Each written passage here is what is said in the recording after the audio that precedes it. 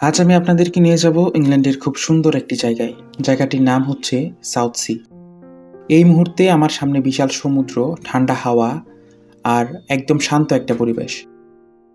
ইংল্যান্ডের পোর্টসমাউথ শহরের দক্ষিণে অবস্থিত সাউথ সি মূলত পরিচিত তার সমুদ্র সৈকত আর রিল্যাক্সিং ভাইবের জন্য।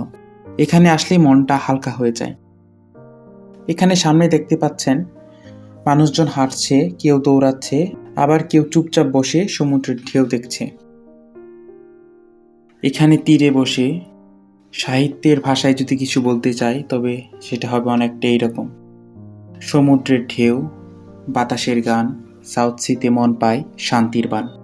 হাঁটা পথে জাহাজের সুর, সূর্য ডুবতে দেখলে মন হয় মধুর।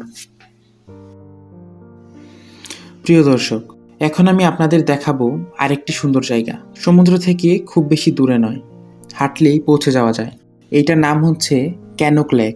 এটি বেশ পুরনো। এটি প্রথম চালু হয়েছিল 1886 সালে। মানে 100 বছরেরও বেশি ইতিহাস রয়েছে এই জায়গার সাথে।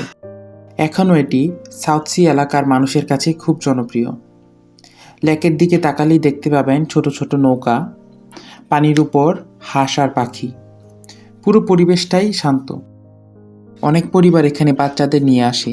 কেউ হাঁটে, কেউ ছবি তোলে, আবার কেউ বেঞ্চে বসে সময় কাটায়। এই লেকের আসল আকর্ষণ হলো এর সাদা রাজহাঁসগুলো।